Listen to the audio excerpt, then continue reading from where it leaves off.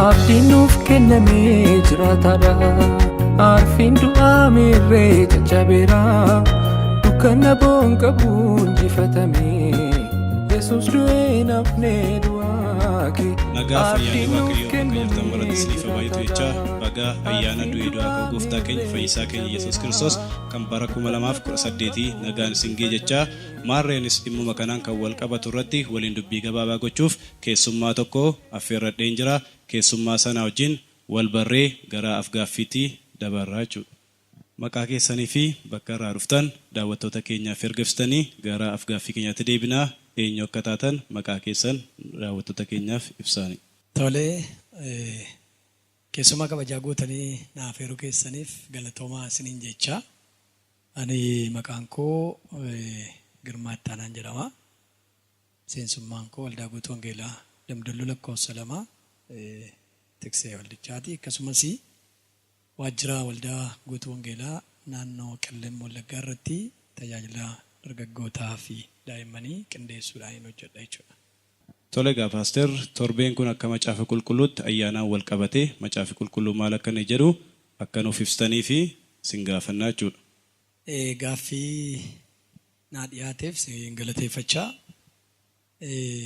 Gaaffii kana tun deebisin dura hordoftoota amantii kiristaanaa baga yaadannoo du'aa ka'uu gooftaa keenya Yesuus Kiristoos nagaadhaan geessan kan bara 2018 isiniin jedha.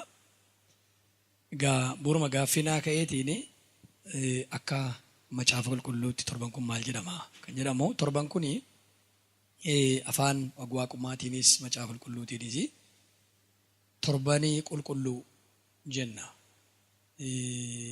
Torban dhiphinaa jenna. Afaan faranjiitiin Passion Week yookaan Holy Week jenna. Kana jechuun torban qulqulluu yookaan torban dhiphinaa jechuudha.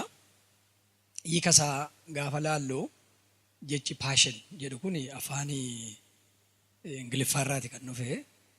Afaan Ingiliffaati. Hundeen isaa garuu jecha laatiiniiti. Jecha laatiitiin paasiyoo kan jedhamu irraa dhufe. Afaan warra adiitiin passion jenna. Gara afaan Amaaraatti gaafa fannu himaamaa jenna. Gaafa gara afaan Oromootti finnu immoo rakkina yookaan dhiphina jenna jechuudha. Kanaaf egaa torban qulqulluudha jenna. Torban kun yoom jalqaba jennee du'aa ka'uun Kiristoos yookaan Faasikaan utuu hin jalqabin dilbata isaa jechuudha. Dilbata isa Faasikaa dura achirraa jalqabee hanga dilbata isa Kiristoositti du'aa ka'uu sanatti guyyoota jiran kana jechuudha. Guyyoota torban qulqulluu guyyoota qulqulluu jenneetu waamna jechuudha.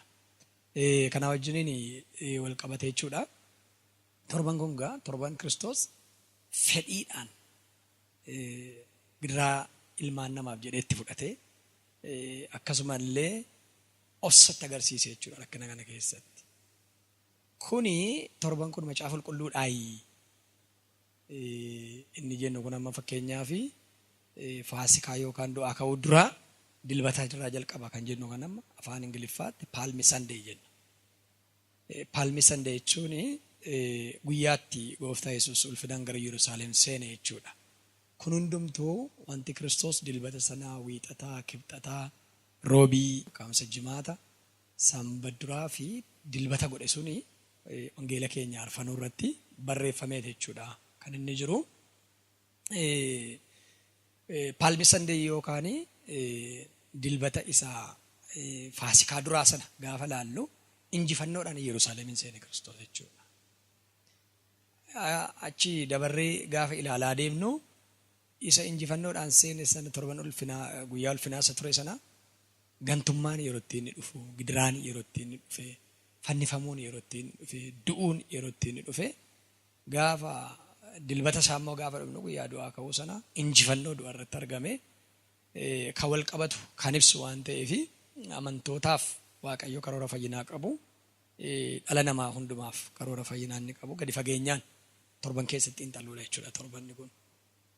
Kanaaf iyyuu amma akka guyyaa jalqabaa inni yookaan guyyaa tokkoffaa inni kan itti waamnu dilbata isa faasikaa duraa sana jechuudha. Du'aa ka'uu duraa sana yookaan paalmi sandeessa jennu sana guyyaan sun guyyaa maaliitu jenna seensa injifannoo jenna guyyaa sana. Maatewos 21 lakkoofsa 1-11tti gaafa laallu. Maarqos 11:1-11tti gaafa laallu. Luqaas 19:28-44tti gaafa laallu. Yohaannis 12:9tti gaafa laallu. Guyyaan kun guyyaa qulqulluudha. Guyyaa injifannooti. Yesuus Kiristoos ilmoo harree yaabbiirra taa'ee yeroo inni Yerusaalemiin seene jechuudha. Yeroon kuni namoonni immoo uffata isaanii diriirsanii damee meexxii afanii Kiristoos Yesuusin Hosaayinaa ilma Daawitii fi inni maqaa Waaqayyo Gooftaatiin dhufu galateeffamaadha. Hosaayinaa ol Waaqa gubbaatti jedhu turan jechuudha. Maatewos 21 kana gaafa laallu Luqqisoota ammaa kana keessatti jechuudha. Kanaaf guyyaa injifannoo jechuudha. Asirraa wanti nuyi hubannu maanni waa'ee guyyaa kanaa tokko ergaan Luqqisooti amma kenne kun dabarsanii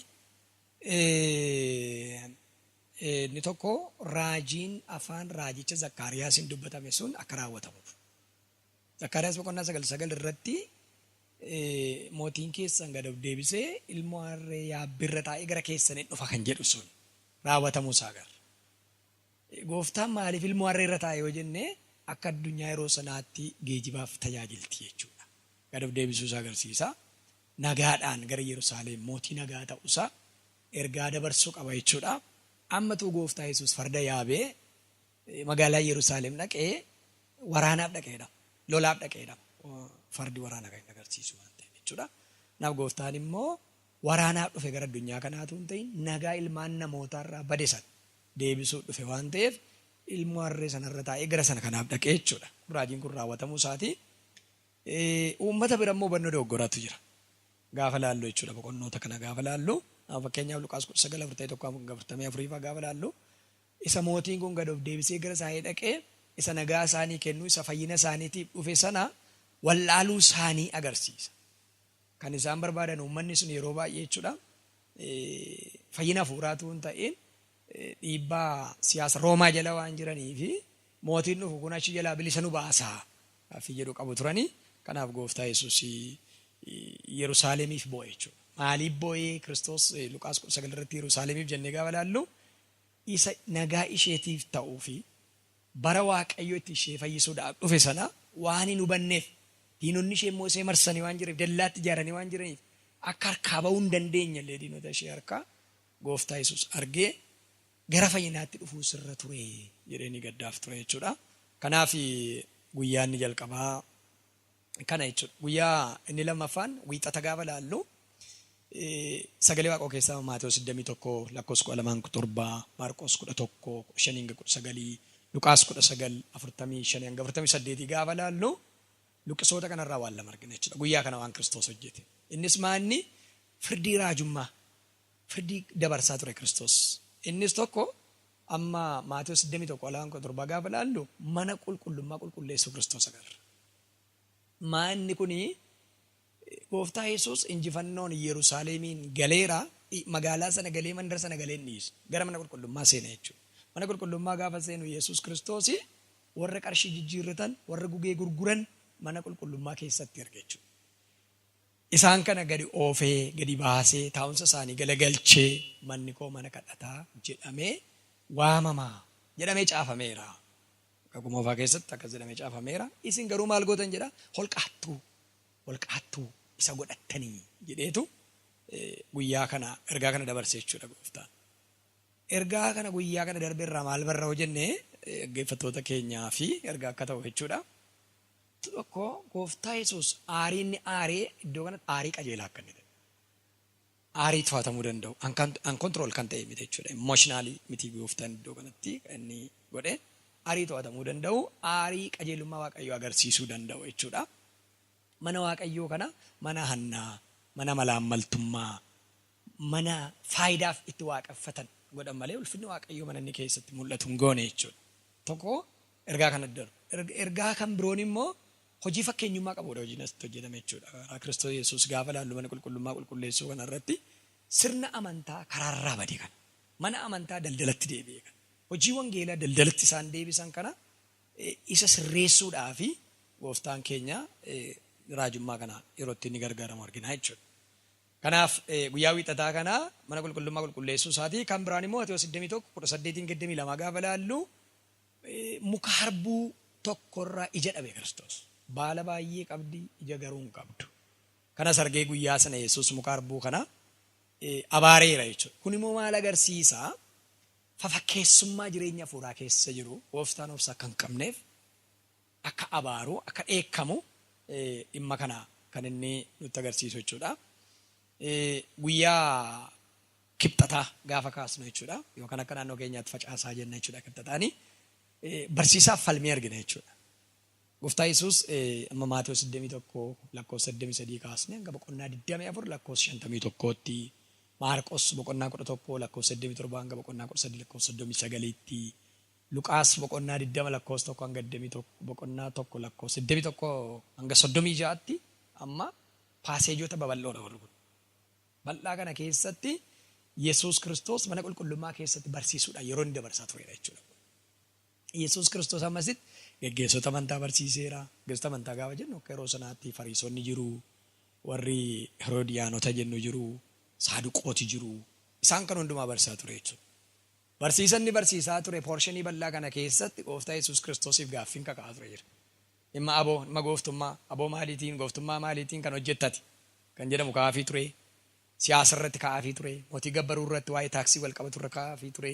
Gaa'ilaan kan wal qabatu irratti kaa'aafii ture. Dhimma du'aa ka'uu irratti kaa'aafii ture. Dhimma seeraa irratti gaaffiin adda addaa gooftaa Yesuus Kiristoosiif kaasaa turan. Gaaffiin kun garuu maaliif ka'a? Bu'uuraan jira kanarraa geessitu kanarraa gaafa jennee ilaallu waa kana baranii Kiristoos duukaa bu'uuf utuu hin ta'in karaa ittiin Kiristoos Yesuusiin kiyyeessanii yeroo isaan itti bocachaa turanidha jechuudha. Itti barbaadaa turanidha. Guyyaa kanagaa Yesuus Kiristoos guyyaanni kibxataa kana yeroo inni wantoota kana hojjetedha jechuudha. Gara guyyaa arfaffaatti immoo yeroo ceenu roobii jennaa guyyaa qulqulluu keessaa tokko jechuudha innis dibamuu fi gantummaadha kan agarru asitti. Dibamuuf gantummaa gaafa jennu macaafa qulqulluu keessatti Maatewos 26 lakkoofsa 6-16 akkasumas Maarqos 14:1 fi Yohaannis boqonnaa 1:8 gaafa laallu yaadota kana waa'ee dibamuuf gantummaa guyyaa roobii sana kan agarru jechuudha. Gooftaa Yesuus Kiristoos irratti waan ta'e. Gooftaan keenya Yesuus yeroo kana Bitaaniyaa keessa jira. Osoo achi jiruuti dubartiin tokko urgooftuu gati jabeessa qabattee gara isaa kan dhatte jechuudha. Dubartii kana akka wangeela Yohaannis irratti galmaa'etti Maariyaam obboleettii Alaazaar jedhamte akka adda baatee jirtudha jechuudha achi keessatti. Urgooftuu baay'ee gatiinsaa qaalii ta'ee iddaa biqiltuu naardos jedhamurraa kan hojjetamu. Qulqulluudha, mudaan qabu, gati jabeessa, gatiinsaa qaaliidha. Mataadhaan miila Kiristoos Yesuus irratti dibde jechuudha. Yeroo kana gantummaa kan jennu bartoota keessaa immoo gantuu jira jechuudha. Mana bartuu alaa gantuu Yihuudaan namni waaqayyo tokko. Yihudaa nagaa baay'ee jira macaafa keessaa. Yihudaa isaa nama biyya Kiriyoot jechuudha. Yesuusin dabarsee kennuufi hangafa lubootaa wajjin walii galtee nama uume sana jechuudha. Urgooftuun kun utuu gurguramee meetii 300 itti gurguramee maalii warra hiyyeessotaaf hin kennamu gaaffii jedhu kaase jechuudha. Macaafa qulqulluu kana gaafatti uftee dubbistu gaaffii kana qaamni dhiyeessu kun hiyyeessaaf yaadeetu hin ta'in kanumaan dura iyyuu horii baataa bartootaa waan ta'eef jala waa hin fudhata ture jechuudha. Kanaaf maallaqa kanas irraa fudhachuu barbaadeetii kan inni kana kaasaa ture jechuudha. Guyyaa roobii kana egaa dibata kanaaf gantummaa kan irratti wanta dabalattu jira. Maanni innis yoo jettee amantootaafis dhaggeeffattoota keenyaafis ergaa akka ta'uu fi tokko dubartiin urgooftuu gati jabeessa Kiristoosin dibdu kun waaqeffannaa gati jabeessa mudaa kan hin qabne gati bu'aa kan hin deemne rakasa kan hin taane Kiristoosiif dhiyeessuu isaati kan inni agarsiisu jechuudha. Gar tokko yeroo waaqeffachaati gar tokko immoo raajummaa qaba dibati kun. Baandi raajummaa inni qabu gooftaa Yesuus Kiristoos fuula kana duratti cubbuu ilmaan namootaatiif aarsaa ta'uuf du'uuf jedha waan ta'eef reeffa isaa kanallee shittoo waan barbaachisuuf dibati waan barbaachisu isas ergaa qaba jechuudha. iddoo awwaalichaa sana Yesuus gara awwaalichaa isaaf qophaa'e sana keessatti qaama isaa dibuuf yeroo ittiin deemame jira jechuudha. Maarqos 14:8 kana Yohaannis 12:7 kana gaafa laaltu ergaa akkasiiti kan hin dabarsu jechuudha. Kanaaf gochi kun maal nutti agarsiisa? Yesuus Kiristoos du'uuf akka jirus ergaa dabarsa jechuudha. Karaa kan biraa immoo gantummaadha kanatti ilaaltu asirratti gantummaa irraa of eeguu qaba jechuudha. Amma Yihuudaan bartuu fakkaata garuu immoo gantuudha. Gooftaa duukaa kan jiru fakkaata gantuudha. Bakka qaba, poozishinii qaba, horii baata. Garuu kan Kiristoosin duukaa bu'uu fi akkuma inni kaan garaaf duukaa bu'u inni kaan kun immoo gurguree Kiristoosin horiitti jijjiiruudhaaf kan duukaa bu'u jechuudha. Yihuudaan faallaa dubartittii kanaati. Dubartiin kun of kennitee jireenya ishee guutuu laattee waan gad jabeessa kana Kiristoosiif gaafa dhiyeessitu inni immoo faallaa isaa isuma dabarsee kenna jechuudha. Isuma dabarsee kennuufi mana keessa taa'ee bartoota gidduu taa'ee warra ala warra dukkanaati wajji walii galaa. Durii siyaasa Itoophiyaa keessatti bara Xaaliyaaniin Itoophiyaa kana weerare baandaa jedhu beekta. Baandaa hafuuraa natti fakkaata jechuudha. Maa jechuudha? Baandaa hafuuraa keessaas kan hojjetu alaas immoo icciitii mana Waaqayyoo dabarsee kan kennu kan ormaa wajjin alagaa wajjin diinaa wajjin walii galee fayyisaa kana gurguree dhimma fayyina kanaa irratti gufuu guddaa nama kaa'edha jechuudha. Kanaaf karaa kan biraa immoo gantummaan Yihudaa gaafa laaltu gara tokko immoo sirrii aliif Kiristoos Yesuus yoo du'e malee fayyinni ilmaan namaa kunis mirkanaa'aa waan ta'eef karaa kan biroo dabarfamee akka inni kennamu harka gantuu kanaatiin akka inni gurguramu guyyicha akka inni dhiyaate sababiin kun sitti jechuudha. Guyyaa shanaffaa kamisa jechuudha. Afaan warra adiitiin maawundii Tirsdee jedhama. Maawundii Tirsdee jechuun guyyaatti gooftaa Yesuus irbaatadhumaati kan nuti ilaallu. Maatewos 26:17-46tti, Maarqos 14:12-42tti, Luqaas 22:7-46tti, Yohaannis 3:17 kana gidduu gaafa laallu dhimma kana kan nu hubachiisu jechuudha. Irbaata Faasikaa argina as keessatti. Yesuus bartoota isaa 12 wajjin maaddii yeroo inni qooddatu. Kanaaf irbaata dhumaa hin akkasuma yeroo Kiristoos Yesuus gad of deebisee jaalala guddaadhaan of kennuu guddaadhaan miilla bartootaa miicuus ni argina jechuudha. Waa'ee maawundii kanatti gaafa deebinu maawundii jechuun afaan laatiin irraa dhufe mandaatam kan jedhamu irraa dhufe jechuudha.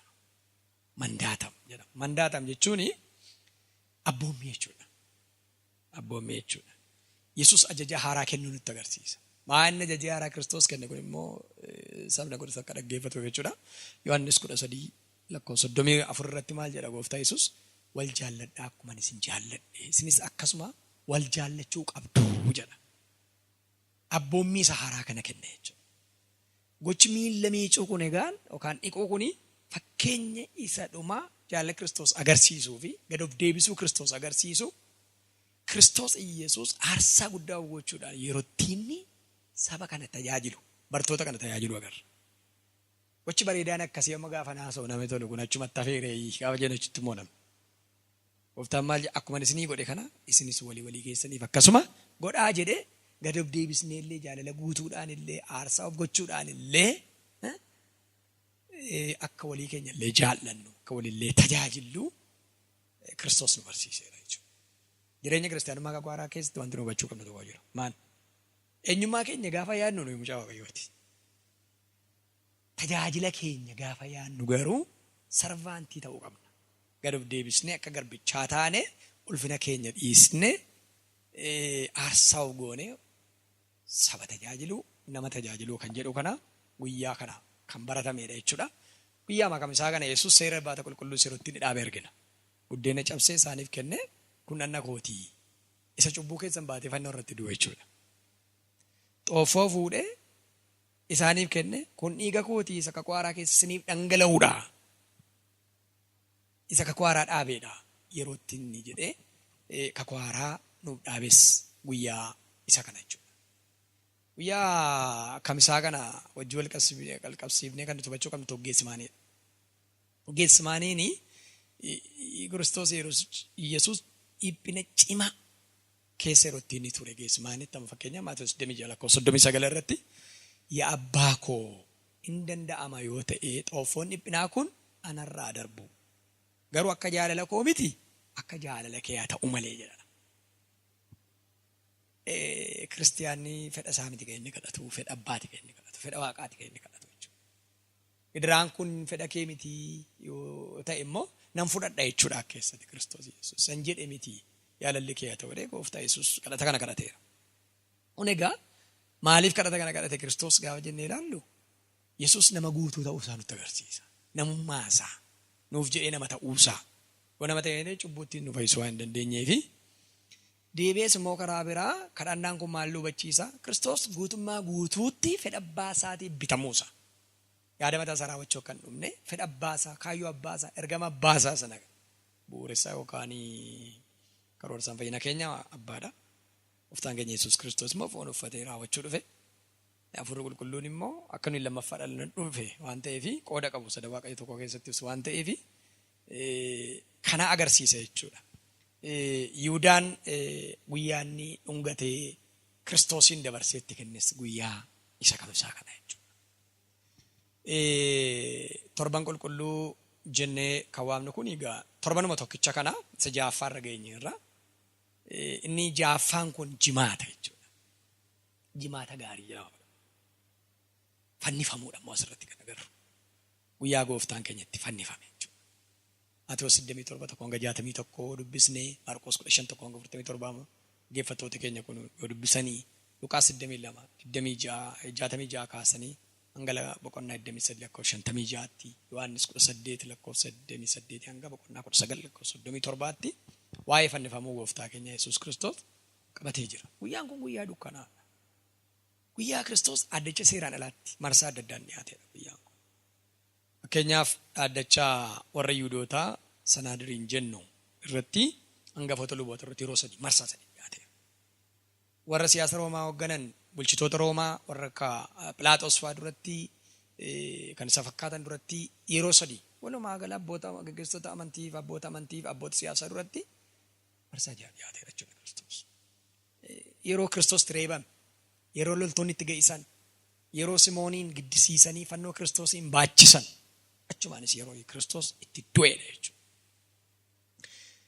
Gaafa guyyaa sadaffaa du'aa ka'e kan jedhamu illee gaafa lakkoofnu asii kaaneeti. Yesuus gaafa inni du'ee sa'a 3 dukkanni tureera. Isa kan lakkaa'amu tun ta'een utuu aduun hin lixin Kiristoos kan awwaalame jechuudha. Jimaata kana utuu aduun hin lixin dura awwaalame waan ta'eef guyyaa tokko jechuudha. Sanbata duraatu aduun hin lixin guyyaa lammaffaadha jechuudha. Sanbata guddaatu aduun hin lixin guyyaa sadaffaatti du'aa ka'e inni jedhamu kana lakkoofsi kunillee asumaan hordoftoonni keenya akka hubataniif jechuudha.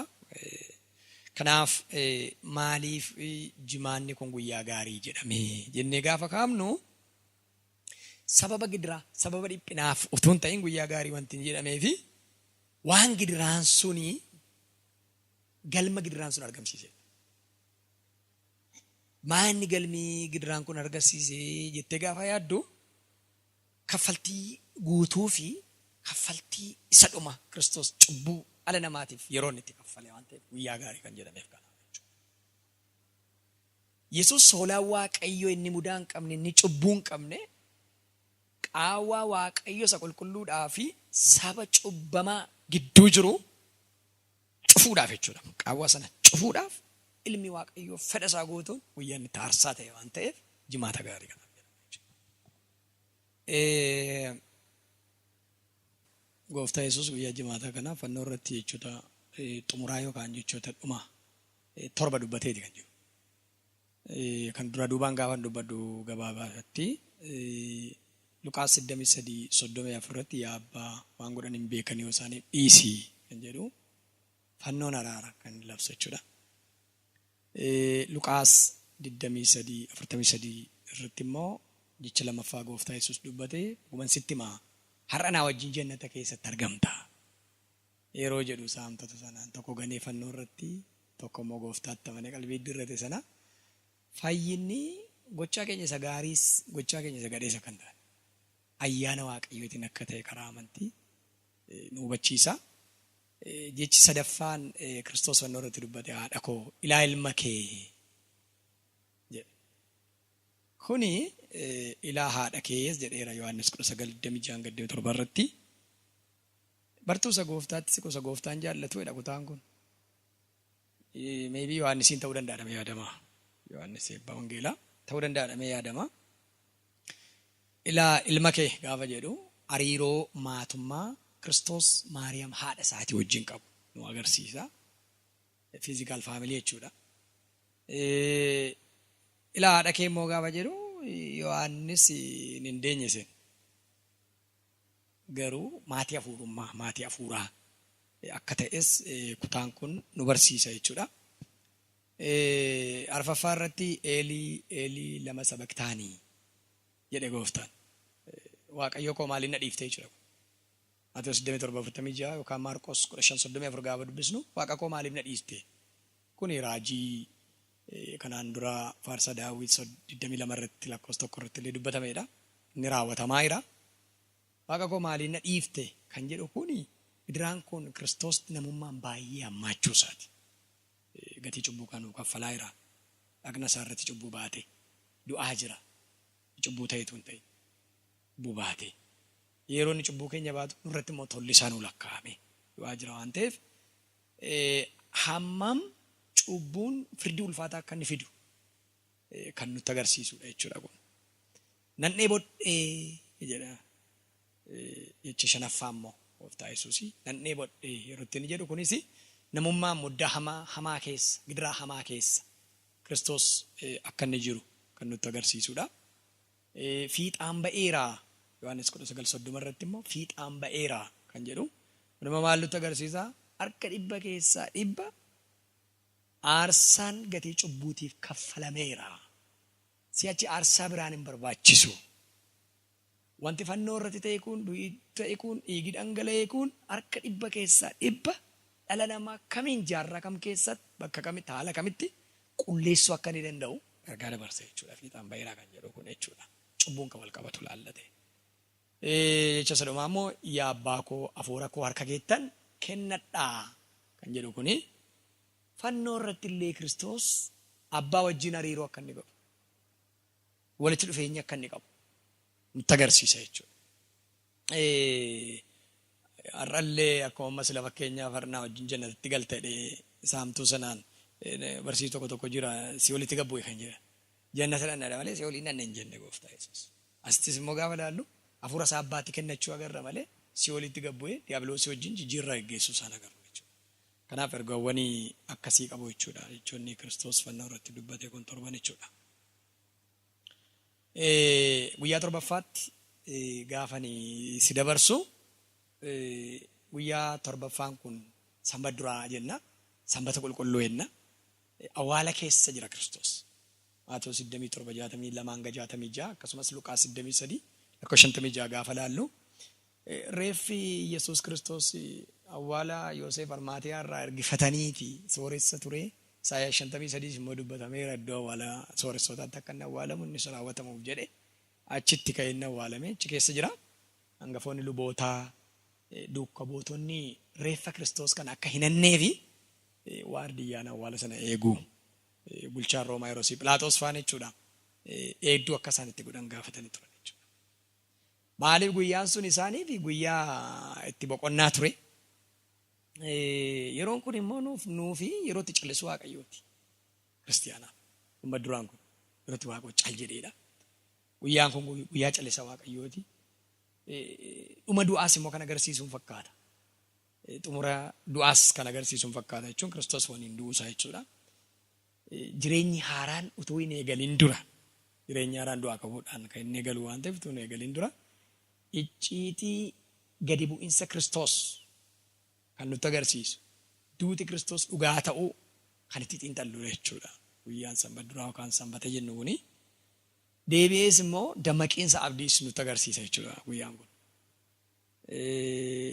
Akka abboommiitti hordoftoonni Yesuus guyyaa sanbataa boqonnaadhaan dabarsu.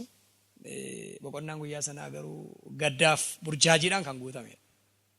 Isin ajjeesaniiru du'ee jira. Guyyaa itti aanu kana maaltu ta'a kan jedhamu yeroo inni itti eegamee abdatamaa turedha jechuudha guyyaan kun. Gaafa guyyaa 8ffaa yookaan dilbata Faasikaa jenna. Easter Sunday jenna kan afaan warra adiitiin dilbata Faasikaa guyyaa Yesuus itti du'aa ka'e jechuudha kuni.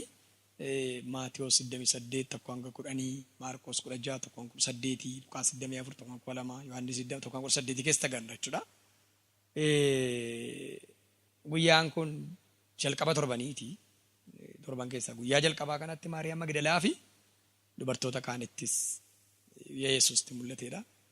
Dubartoonni kaanis Maariyaam Magdalaas dhaqnee Yesuus urgooftuu dibuu fi bitatanii gara awwaalaa guyyaa isaaniitti dilbata kana obboroodhaan ba'aniitti deemaniidha jechuudha. Yeroo dhaqan ergamaan dhagaarraa galagalcheeti kan isaan arganii. Awwaallis duwwaa ta'e arganii. Maatiyos 28 lakkoofsa 6 irratti ergamaan tokko akkas jedha. Ergamichi ergamaa tokko jedha Gabriel ta'e Mikaa'el ta'e hin beeknu. Inni as hin jiru akkuma jedhe ka'eera jedhe. Egaa dhalachuu isaa irratti Gabrieltu dhufee dubbataa ture. Ka'uu isaa irratti eenyu akka dubbate hin beeku caafisni immoo. Inni as hin jiru akkuma jedhe ka'eera jedhe. Yesuus egaa yeroo booda Maariyaam Magdalaa fi bartoota biroottis mul'ate jechuudha. Du'aa ka'uu kana booddee marsaa adda addaa 17 mul'ateera gooftaa Yesuus jechuudha. Lafarratti jiru marsaa 11 bartootattis namoota adda addaatti kan mul'ate. Erga lubutamee mirga abbaa dhaqee immoo marsaa 6 samii irratti iyyuu amma Isxifaanos argeera, Yohaannis galmeesseera, Phaawulos argeera. Marsaa 6 deddeebi'ee ulfinaan mirga abbaa isaa akka lubutamee jirus nutti himaa jechuudha sagalee Waaqayyoodha. Kanaaf egaa dilbata Faasikaa yookaan du'aa ka'uu kana ergaan nuuf qabu bu'uura kiristaanummaa jechuudha. Akkuma sila kaasee torban qulqulluu jennu kuni imala jireenya kiristaanummaa keessatti kalaandarii addaati. Kiristaanaaf hiika addaa qaba. Kanaaf dubbachaa irratti yeroo fudhanne jechuudha. Maan ergaan isaa guyyaa dilbataa kana gaafa ilaaltu bu'uura kiristaanummaati. Du'aa ka'uun dhugaa giddu galeessaa amantii kiristaanaati jechuudha. Asirraa lallabni keenya kan jiru Kiristoos Yesuus akka fannifame itti namne, akka awwaalame itti namne guyyaa dilbataa kana arfii du'aa cabsee du'aa ka'eera. Egaa jecha awwaala diigee ka'e jedhu hin fayyadamu. Maaliif hin fayyadamtu jettee macaafni qulqulluun arfii du'aa cabsee du'aa ka'e nuun jedha malee awwaala diigee ka'e hin jedhu. Dhagaa irraa galagale nuun jedha. Ergamaa irraa galagalchi nuun jedha. Kanaaf guyyaa akkasii guyyaa waaqummaa Yesuusti mirkanaa'e. Guyyaa aarsaan cubbuu Kiristoos dhala namaatiif kaffale Waaqayyo Abbaa biratti fudhatama argate. Gooftaan itti simate. Guyyaa warratti amanan hundumaaf abdiin jireenya bara bara itti ifeefiidha jechuudha. Guyyaan Yesuus du'aa ka'e kuni guyyaa cubbuu irratti injifannoon, du'a irratti injifannoon itti kennamedha jechuudha. Yesuus Kiristoos du'aa ka'eera. Humna du'aa ka'uu al tokkootiin bara baraan du'a cabseera. Lammaffaa du'i deebi'ee hin ka'u jechuudha. Harfiin du'aas hin jiru, mo'ichi du'aas hin jiru. Qorontos dura qoshee irrattis dubbateera. Yaa du'aa mo'ichi kee meerere, harfiin kee meerere, badduu ba'e kan jedhu du'aa ka'uudhaan Kiristoos ajjeese du'aatu du'aa ka'uudhaan du'e jechuudha. Kanaaf jalqaba haaraa ulfina qabeessa nuuf. Warra sadakkaa bu'anii fi guyyaa jireenya haaraa itti argan, guyyaa kakuu haaraa itti ceene waan ta'eef abdii jireenya gara fuulduraa guyyaatti horanne jechuudha. Guyyaan du'aa ka'uun hiikisa. Yesuus du'aa waan ka'eef warri isatti amananis du'aa akka ka'an sagalee Waaqayyoo kan nutti himu jechuudha. Du'aa ka'uun jira hin jiru kan jedhu gaaffii hin qabnu. Warra sadaqootaatti illee qaba du'aa ka'uutti namanan. Garuu du'aa ka'uun nuu galeera. Maaliif Yesuus Kiristoos arfii du'aa cabsee annan duune deebi'een duune du'i irratti aboo qabaachuu hin dandeenye fudhatee waan ka'eef warri isatti amananis inni kun amma waan sadii qaba. Kan yerooti gadi deebi'a hin du'a nuun jedhama shaafi. Qorontos irraa qoshee irra. Warri Kiristoos Yesuusitti amananii anna Kiristoos uffate sana kan fakkaatu fudhatu gaafa jennu dhaqna hin duune, dhaqna kan bara bara, dhaqna ulfina qabeessa jechuudha. Qooda gad deebi'u ulfina qabeessa. Qooda du'u kan jiraatu, qooda yeroo kan bara baraa fudhannee waan kaanuufi gara fuulduraattis jireenya amantootaatiif abdii guddaadha jechuudha kan inni qabu. Kanaaf amantiin keenya kanarratti bu'uureffamee akka jiru hordoftoonni keenyas amantoonni keenyas akkasitti hubattan gaarii ta'e yaada. Galatooma. Ayyeegaa Paaster yaada nu laattaniif guddaa baay'ee eebbifamaa isiniin jechaa. Hordoftooti keenyas immoo akka kana yaada makaa jirurraa barnoota guddaa akka argachaa jirtan abdii guutuun qaba. Garuu gidduutti gaaffii tokko isaan gaafachuu nan barbaada. Waa'ee guyyaa ja'affaa irratti yaada isin kaasaa turtan keessaa wanti baay'ee barumsa gurguddaa nuuf kennaa jiru. Akkuma kanallee namoota hordofaa jiraniif barnoota gurguddaa akka isaan argachaa jiran abdii guddaa godhachaa guyyaa ja'affaa irratti gaafa Iyesuus Kiristoos du'ee awwaala keessa guyyaa 3 ture jedhamu sana irratti ibsa isin nuu laattan irratti xiqqoo bal'istanii utuu nuuf kaastanii namooti kana dhaggeeffachaa jiranis hordoftooti keenyaafis ifaa yookaan immoo sirriimatti akka inni ifuu danda'uuf kanarratti utuu yaada keessan bal'inaan nuuf kaastanii baay'ee natti tola jechuudha. Tole egaa Kiristoos gaafa guyyaa sadaffaa du'aa keessa jedhu sanatu ibsame yaada jedhamu natti fakkaata gaaffiin kun naa ka'e akka hiika aadaa yookaan traditional interpretation itti kan inni haasa'u. Gooftaa Yesuus jimaata sanaatu aduun hin lixin dura kan inni awwaalame waan ta'eef aduun lixeennaan sanbata duraan amantaa warra Yihuudootaatiif sanbata waan ta'eef waan tokkotti hin bu'anii kanaafuu aduu hin lixin dura waan awwaalamee fi guyyaan tokko suni aduun utuu hin lixin dura sanaa kaase fakkeenyaaf kamisa sana aduun lixxe yoo ta'e kamisa waaree booda aduun lixxe yoo ta'e amma jimaata aduun sun deebitee lixxutti guyyaa tokko jechuudha. Akkasuma aduun lixuun jimaataa kaasee hanga sanbata duraatu ishee aduun lixin immoo guyyaa lamaffaa ta'a jechuudha. Akkasuma guyyaa sadaffaan isaa immoo sanbata duraa aduun lixxee hanga sanbata guddaatu aduun hin lixin guyyaa sadaffaa ta'a jechuudha. Kanaaf jimaatarraa gaafa kaanu aduun hin lixee waan awwaalamee fi duubatti deebinee aduun sun yoom lixxeessa jedhutti xiinxaluu qabna jechuudha. Achirraa kaasee akka guyyaa tokkotti sa'aatii 24 lakkaa'ama waan ta'eef akkasitti guyyaa sadaffaa fida jechuudha. Tole Paaster yaada nu laattaniif akkuma kanallee gaaffii isinii kee hundumaa irratti nuffii tokko malee deebii nuu deebisaa waan turtaniif guddaa galatoomaa Waaqayyo dachaa isin eebbisachaa akkasumas illee namooti kan hordofaa jirtanii barumsa guddaa akka irraa argattanii hubannoo gadi fagoo akka isin fudhattan baay'ee abdii guddaan qaba. Asumaan illee paasteriin otoo haasaa keenya yookaan sagantaa keenya hin xumuriin hordoftoota amantaa kiristaanaa akkuma kanallee fagoof dhiyoo ta'anii namoota isin dhaggeeffachaa jiran kanaanii dhaamsa yookaan dhumarratti waan jettan yoo qabaattanii carraa sadhumaa isiniif kennee gara sagantaa keenya goolabuutti deebinaa. Tole egaa dhaamsan qabu hordoftoonni amantii kiristaanaa guyyaan kun guyyaa abdii wangeelaa isa dhumaa akka inni ta'e. Otoo Kiristoos du'aan kaane lallabe keenya akkasuma tajaajilli keenya akkasumaan amantiin keenya illee akkasumaan ture. Amma garuu Kiristoos waan du'ee du'aa ka'eef abdii guutuu qabna. Lallabni keenya bu'aa qabeessa jireenya bara baraatti deemna waan ta'eef humna du'aa ka'uu kana dhandhamachuu qaba namni keenya. Kana beekee abdii wangeelaa isa guddaa akka inni ta'e bu'uura kiristaanummaa akka inni ta'e beekee humna du'aa ka'uutiin deddeebi'u jiraachuu akka inni qabuuni dhaamsa dabarsa. Ayyaana gaarii hordoftoota keenyaaf haa ta'uun jedha. Isinis immoo irraa guyyaa irraa kanallee hangaa kanatti na afeertaniifis ayyaana gaarii isiniif haa ta'u jechuun barbaada. Galatooma ulfaadha. Tole Paasterii koo yeroo keessan irraa yeroo nuuf qooddanii akkasiin barumsa bal'aa kana laachuu keessaniif guddaa galatooma. Isiniifis illee ayyaanni ayyaana gaarii ayyaana milkii isiniif haa ta'u jenna. Nagaaf ayyaanniif jaalalli Waaqayyoo isin wajjin haa ta'u.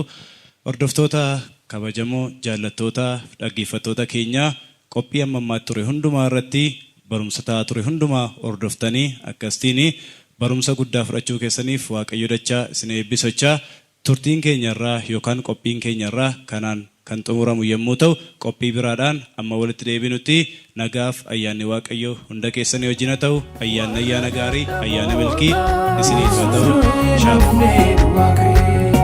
Warra gatamani Yesus du'ee nafne du'aa ka'e abdii kan hin qabne Yesus du'ee nafne du'aa ka'e warra cubbamoota Yesus Yesus du'ee nafnee du'aa ka'ee Yesus du'ee nafnee du'aa ka'ee Yesus du'ee nafnee du'aa ka'ee